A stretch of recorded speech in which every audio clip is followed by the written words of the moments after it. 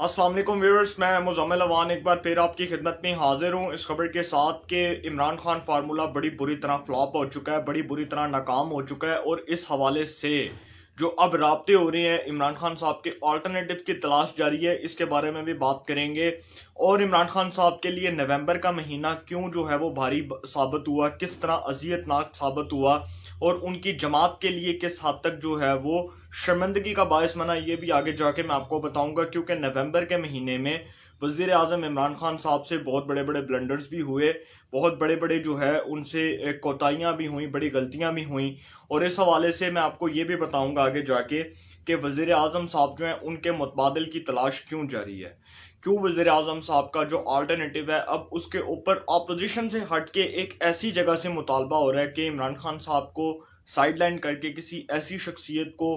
ऐसे मनसब के ऊपर जो है वो फाइज किया जाए, ऐसे शख्स का चुनाव किया जाए जो शख्स न्यूट्रल रोल प्ले करे और जो शख्स जो है वो ताबेदारी के अंदर जो है वो, खैर ऑपोजिशन के साथ तो वो न्यूट्रल रोल प्ले करे, लेकिन जो ताबेदारी है उसके अंदर जो है वो उन्हीं की माने। अब ये जो सारी बातें हैं जी, इमरान खान साहब फार्मूला बड़ी बुरी तरह फेल हो चुका है इस्लामाबाद के अंदर।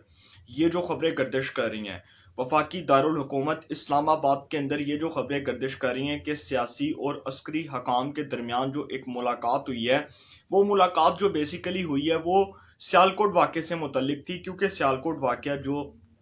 बड़ा अजियतनाक, बड़ा दर्दनाक वाक़या है, एक श्रीलंकन शख्स का सरेआम जो है उसको जलाना, मैं समझता हूँ कि ये एक बहुत ही सफाक हरकत है, बहुत ही जो है वो शर्मनाक हरकत है, जिसकी जितनी मजम्मत की जाए कम है। और अकलियतों को उनके राइट्स देने के लिए पाकिस्तान के अंदर जो है, अगर हम कानून को इम्प्लीमेंट नहीं करेंगे तो हमारे पर बहुत से सवालात उठेंगे। अकलियतों को उनके बुनियादी हकूक़ फराहम करना हमारा फ़र्ज़ है। अकलियतों के हकूक़ के तहफ़्फ़ुज़ के लिए, उनकी हिफाजत के लिए तमाम इक़दामात को बरोए कार लाना हमारा फ़र्ज़ है।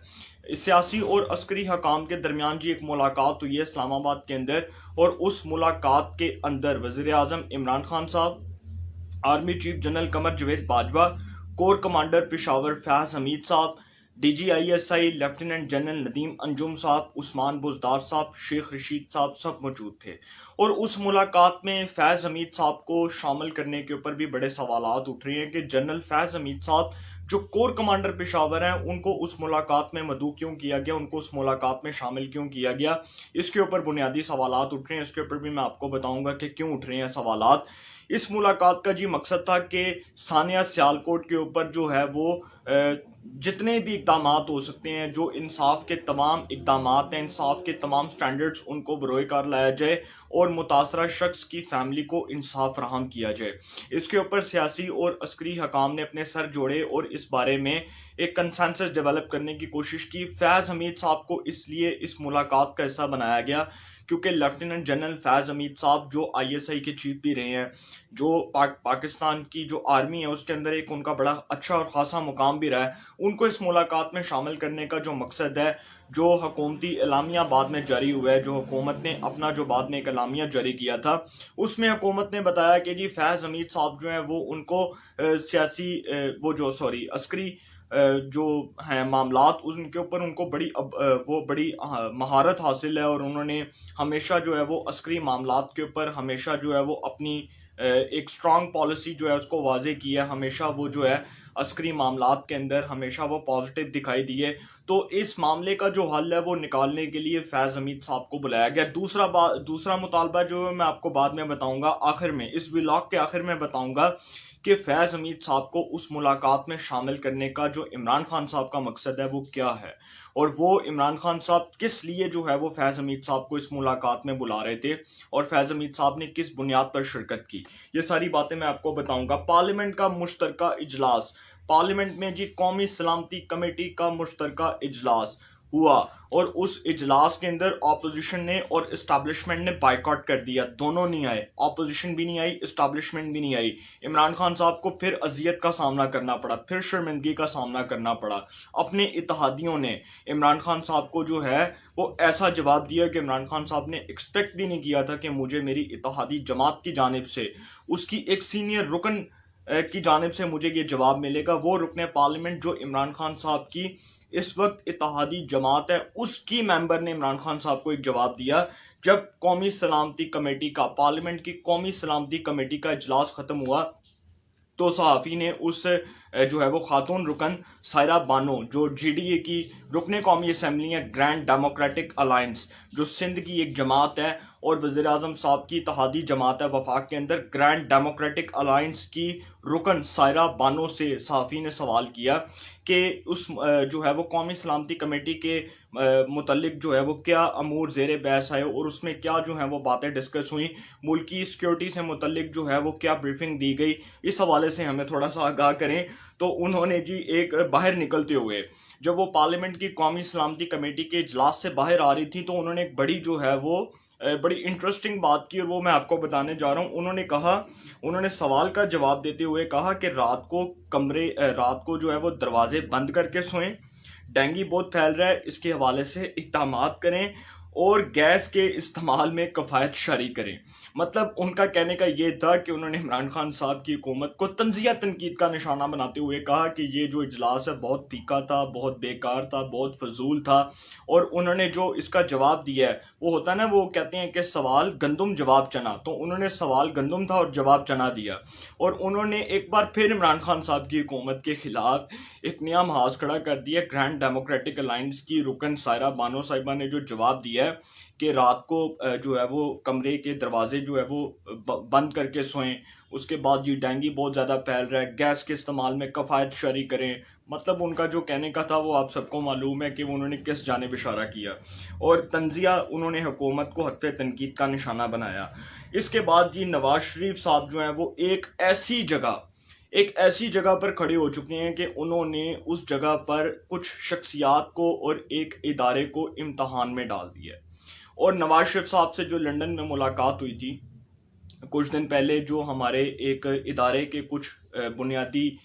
آپ کہہ سکتے ہیں کہ کچھ ایسے لوگ جو ہمیشہ جو ہے وہ بڑا ایک افیکٹو رول بھی پلے کرتے ہیں پاکستان میں حکومتیں بنانے اور گرانے کا، تو ان کی جو کچھ شخصیات سے ملاقات ہوئی ہے نواز شریف صاحب سے لندن کے اندر، کچھ شخصیات نے جی نواز شریف صاحب کو اب اس بات پر قائل کیا کہ جی آپ کی نااہلی بھی ختم ہو جائے گی، آپ کی ضمانت بھی ہو جائے گی، آپ کے کیسز کو بھی ختم کر دیا جائے گا، آپ کے کیسز کے اندر ایک نیا موڑ آئے گا اور اس کے حوالے سے آپ کو عدالتی ریلیف بھی ملے گا، آپ ہمارے ساتھ جو ہے وہ بیٹھیں، آپ ہمارے ساتھ مذاکرات کریں، آپ ہمارے ساتھ بیٹھ کر ایک کنسنسس ڈیولپ کریں کہ اس گورنمنٹ کو نہیں چلنے دینا۔ اور اب وہ جو ٹیشو پیپر ہوتا ہے نا، جب آپ نے دیکھا ہوگا کہ جب آپ ٹیشو پیپر استعمال کرتے ہیں تو اس کو استعمال کر کے آپ پھینک دیتے ہیں، تو پاکستان کی سیاست بھی ایک ایسے موڑ پر کھڑی ہوئی ہے، جب مشکل حالات آتے ہیں تو ایک ٹیشو پیپر کی طرح پکڑا جاتا ہے وزیر اعظم کو اور باہر پھینک دیا جاتا ہے۔ تو اب اسی طرح کے جو حالات ہیں وہ ایک بار پھر پیدا ہو رہے ہیں۔ وزیر اعظم عمران خان صاحب کے متبادل کی تلاش، آلٹرنیٹو کی تلاش جاری ہے، اور اس حوالے سے وزیر اعظم عمران خان صاحب کے حوالے سے نواز شریف صاحب سے جو ملاقات ہوئی ہے کچھ شخصیات کی، ایک ادارے کی جو بڑی اہم شخصیات ہیں ان کی ملاقات ہوئی ہے، اور انہوں نے عمران خان صاحب کے حوالے سے کہا ہے کہ اب ہم چاہتے ہیں کہ ایک جو ہے مائنس کر کے ایک ایسا فارمولا تشکیل دیا جائے جس کی بنیاد کے اوپر ایک ایسا نیوٹرل شخص اس وزارت عظمیٰ کی کرسی کے اوپر، اس وزارت عظمیٰ کے منصب کے اوپر فائز کر دیا جائے، جو شخص ہمارا بھی تابع دار ہو اور جو اپوزیشن کے ساتھ بھی اچھے معاملات لے کر چلے۔ تو نواز شریف صاحب نے کہا کہ جی اب آپ کے ساتھ کوئی مذاکرات نہیں ہوں گے، اب آپ کے ساتھ کوئی بات نہیں ہوگی، اب آپ کے ساتھ کسی درمیانی راستے کے تحت جو ہے وہ کوئی بات چیت کا مرحلہ اس کا آغاز نہیں ہوگا۔ نواز شریف صاحب نے کہا آپ لے کر آئے، آپ ان کو خود ہی بھگتیں، آپ لے کر آئے، آپ ان کے ساتھ خود ہی نپٹیں، آپ لے کر آئے، آپ اس حوالے سے قوم سے معافی مانگیں کہ آپ نے قوم کے ووٹ کی عزت کو مجروح کیا، آپ نے قوم کے ووٹ کی عزت کی جو ہے وہ پامالی کی، آپ نے ووٹ کی عزت کو اپنے پاؤں تلے روندا، آپ نے ووٹ کی عزت کی تکریم کو اپنے پاؤں تلے روند کر عوام کے بنیادی حقوق کے اوپر اور عوام کے بنیادی جو ہے وہ ووٹ کے اوپر ڈاکہ ڈالا۔ نواز شریف صاحب اب اس بات پر قائم ہے۔ اور پھر نواز شریف صاحب نے کہا بڑی امپورٹنٹ بات کی، ایک ایسی امپورٹنٹ بات کر دی کہ جو پورے میں سمجھتا ہوں کہ پاکستان کے پولیٹیکل سسٹم کے لیے جو ہے ایک بڑی حیران کن بات ہوگی۔ نواز شریف صاحب نے کہا کہ اگر آپ سمجھتے ہیں، جب پہلا سوال ہوا کہ جی عدم اعتماد کی تحریک لے آتے ہیں اور وزیر اعظم صاحب کو فارغ کر دیتے ہیں، تو نواز شریف صاحب نے کہا کہ جی عدم اعتماد کی تحریک لانے کے جو ہے وہ جو بھی محرکات ہوں گے وہ ہمیں بھی پتہ ہے، اور عدم اعتماد کی تحریک کامیاب بھی ہو جائے گی، لیکن اب اس حوالے سے آپ خود فیصلہ کریں گے کہ آپ جس کو لے کر آئے، جس کو آپ نے قوم کے اوپر مسلط کیا، اب اس حوالے سے آپ اپنی ڈائریکشنز کو کیسے جو ہے وہ ایک پیمانے کے ساتھ جو ہے اس کو نپٹیں گے، اور ایک پیمانے کے ساتھ جو ہے اس کو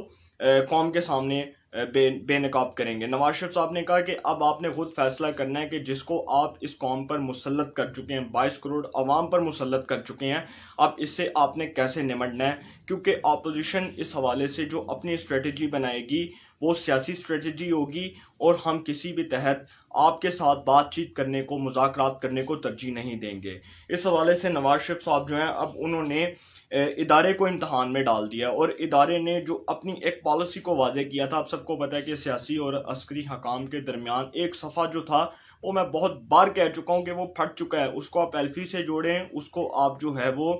ٹیپ سے جوڑیں، اس کو آپ جس مرضی چیز سے جوڑنے کی کوشش کریں وہ نہیں جڑے گا، کیونکہ وہ صفحہ جو پھٹا ہے وہ خود عمران خان صاحب نے اپنے غلط اقدامات کی وجہ سے پھاڑا ہے، خود اپنے بلنڈرز کی وجہ سے پھاڑا ہے، خود اپنی نالائکی کی وجہ سے پھاڑا ہے۔ اب یہ جو سارا کچھ ہو رہا ہے، نواز شریف صاحب سے جی لندن کے اندر جن شخصیات نے ملاقات کرنے کی کوشش کی، اب وہ شخصیات جو ہیں وہ بھی گھٹنے ٹیکنے پر مجبور ہو چکی ہیں، اور اب وہ کہتی ہیں کہ جی کسی طرح نواز شریف صاحب کے ساتھ جو ہے ملاقات کر کے کوئی درمیانی راستہ نکالا جائے۔ اپوزیشن کا لانگ مارچ اور جنرل فیض حمید صاحب کی دبنگ انٹری بھی اسی سلسلے کی ایک کڑی ہے۔ عمران خان صاحب نے یہ جو قومی سلامتی کمیٹی کا اجلاس ہے، اس سے پہلے جی یہ جو ملاقات ہوئی ہے، آپ سب کو پتا تھا کہ اس سے پہلے بھی سیاسی اور عسکری حکام کی ملاقاتیں ہوتی رہی ہیں۔ اب یہ جو عمران خان صاحب کی عسکری حکام سے ملاقات ہوئی، قومی سلامتی کمیٹی سے متعلق جو امور ہیں وہ زیر بحث آئے، اور سانحہ سیالکوٹ کے حوالے سے جو ایک تفصیلی جو رپورٹ دی گئی ہے وزیر اعظم صاحب کو، اس کے اوپر بھی بحث ہوئی، سیاسی اور عسکری حکام کو اس حوالے سے بریف کیا گیا۔ لیکن عمران خان صاحب کا جنرل فیض حمید صاحب کو بلانے کا مقصد یہ تھا کہ اپوزیشن نے دوسری جانب لانگ مارچ کا اعلان کر دیا ہے۔ پاکستان ڈیموکریٹک موومنٹ کے سربراہ حضرت مولانا فضل الرحمان صاحب اعلان کر چکے ہیں کہ مارچ کے اندر لانگ مارچ ہوگا، دماتم مسک اندر ہوگا، حکومت کے کڑاکے نکالیں گے، حکومت کے خلاف سڑکوں پر آئیں گے۔ اور لانگ مارچ کے لیے مارچ کی ڈیٹ کیوں دی گئی، مارچ کی ڈیٹ اناؤنس کیوں کی گئی، یہ بھی بہت اہم بات ہے۔ یہ اس لیے اہم بات ہے کیونکہ مارچ کے اندر لوگ کہہ رہے ہیں کہ حالات بڑے سازگار ہونے جا رہے ہیں اپوزیشن کے حق میں، اور اپوزیشن خود نئے سال کا انتظار کر رہی ہے، کیونکہ اپوزیشن کو یہ نوید سنائی گئی ہے کہ نئے سال کے آغاز میں ہی حکومت بہت بڑے بڑے بلنڈرز کرے گی، حکومت بہت بڑی بڑی غلطیاں کرے گی، اور حکومت ایسے غلط اقدامات کرے گی کہ جس کی وجہ سے اس کی خود کی کریڈیبلٹی جو ہے وہ بڑی بری طرح متاثر ہو جائے گی، بڑی بری طرح لوز ہو جائے گی۔ تو اب اس حوالے سے اپوزیشن نے لانگ مارچ کا اعلان کر دیا مارچ کے اندر۔ اور اس حوالے سے میں آپ کو ایک اور بات بتاؤں کہ مسلم لیگ نون اور جمعیت علماء اسلام اور پاکستان پیپلز پارٹی، تینوں جماعتوں نے اس حوالے سے اپنا ایک کنسنسس ڈیولپ کر لیا ہے، جس کا حتمی اعلان جو ہے وہ کچھ دن بعد ہو جائے گا۔ اس کے بعد کیا ہوتا ہے، کیا اسٹریٹجی بنائی جاتی ہے، وہ ایک بات کی بات ہے، لیکن مارچ کے اندر لانگ مارچ ہونے جا رہا ہے، وزیر اعظم صاحب کی مشکلات میں اضافہ ہونے جا رہا ہے۔ دوسری جانب اپوزیشن کے اس مطالبے کے بعد وزیر اعظم عمران خان صاحب کو یہ معلوم تھا کہ انہوں نے مارچ یا فروری کے آخر میں یا مارچ کے آغاز میں لانگ مارچ کرنا ہے، تو عمران خان صاحب نے فیض حمید صاحب کو اس لیے بٹھایا تھا کیونکہ عمران خان صاحب اپنی چوائس کو ایک بار پھر قوم پر مسلط کرنا چاہتے ہیں، اور وہ چاہتے ہیں کہ جی میں کسی طرح جو ہے وہ اپنے جو لوگ ہیں ان کی سلیکشن کے ذریعے اپوزیشن کو ٹارگٹ کروں، لیکن اب ایسا نہیں ہوگا۔ اور ایسا بھی پہلی بار ہوا ہے کہ جو اب کے جو D G I S I ہیں ندیم انجم صاحب، وہ ملاقات میں موجود تھے، جبکہ وزیر اعظم سے خود ملاقات کرنے جاتا ہے آئی ایس آئی کا چیف، کیونکہ آئی ایس آئی کا جو چیف ہے وہ وزیر اعظم کے تابع ہوتا ہے۔ لیکن ہم نے یہ پہلی بار دیکھا ہے کہ وزیر اعظم صاحب خود چل کر گئے قومی سلامتی کمیٹی کے اجلاس کے اندر، آرمی چیف بھی بیٹھے تھے، فیض حمید بھی بیٹھے تھے، ندیم انجم بھی بیٹھے ہوئے تھے، ادارے کے بہت سے سینئر لوگ بھی موجود تھے۔ تو عمران خان صاحب کو بڑی سبکی کا سامنا کرنا پڑا جب وہ ندیم انجم صاحب کے ساتھ بیٹھے ہوئے تھے، تو ان کے سامنے وہ آنکھیں نہیں اٹھا سکے، ان کے سامنے انہوں نے آنکھیں نہیں اٹھائیں، اس وجہ سے کیونکہ جو سلیکشن کو وہ روکنا چاہتے تھے، جس اپوائنٹمنٹ کے اوپر وہ ایک کالک لگانا چاہتے تھے، ایک جو ہے وہ ضرب لگانا چاہتے تھے، اس کو کسی ضرب کے ذریعے ایک درمیانی راستے کے ذریعے روکنا چاہتے تھے، وہ نہیں روک سکے۔ اب عمران خان صاحب एड़ी चोटी का जोर लगा लें। अगर वो समझते हैं कि जी हाँ उनके साथ कोई हाथ है या उनको कोई किसी हाथ के ज़रिए एक बार फिर जो है वो कोई मदद मिल जाएगी, ऐसा अब नहीं होगा। ऐसी पॉसिबिलिटीज़ अब जो है वो नहीं होंगी। ऐसी जो मुमकिनात हैं अब वो शायद हमें अब इस सिस्टम के तहत देखने को ना मिलें, क्योंकि अब जो पूरा पॉलिटिकल सिस्टम है उसका पूरा सिनेरियो डिफरेंट हो रहा है, उसका पूरा सिनेरियो एक डिफरेंट शक्ल इख्तियार कर रहा है। तो इमरान खान साहब जो हैं उनके लिए जो मुश्किलात खड़ी हो चुकी हैं। अपोजिशन ने मार्च के अंदर लॉन्ग मार्च का ऐलान कर दिया, मार्च के आगाज़ में लॉन्ग मार्च होगा और इमरान खान साहब माइट बी पॉसिबल असेंबलियों को डिसॉल्व करने का ऐलान भी कर दें, क्योंकि हालात इमरान खान साहब के हाथ से निकल रहे हैं। और जो अगला बजट आएगा वो इस हद तक डैमेजिंग होगा कि वो पूरी कौम को एक बार फिर गुर्बत की चक्की में बड़ी बुरी तरह पीस के रख देगा। और गुर्बत की चक्की में पीसने के बाद वो जो बजट होगा वो एक अवाम दुश्मन बजट होगा, जिसको कंट्रोल करना हुकूमत के बस में भी नहीं होगा। अब हालात जो हैं इमरान खान साहब ने फैसला करना है कि जो हालात उनके हाथ से निकल रहे हैं उनको कंट्रोल करना है। अगर वो हालात, क्योंकि अब एक आखिरी और इनिशियल स्टेज आ चुकी है, वो हालात अब अगर निकले तो इमरान खान साहब उनको दोबारा जो है वो अपनी गिरफ्त में नहीं ले सकते। तो ये हालात जो हैं वो इमरान खान साहब ने फैसला करना है कि हालात उनके हाथ में हैं या हालात उनके हाथ से निकल रहे हैं। इंशाल्लाह इस हवाले से जो भी अपडेट्स होंगी आपको इन्फॉर्मेशन मिलेगी। इंशाल्लाह फिर मुलाकात होगी। अपना बहुत ख्याल रखिएगा। अल्लाह ताला आप सबको खुश रखे। मुल्क पाकिस्तान पे अपना खास करम फरमाए।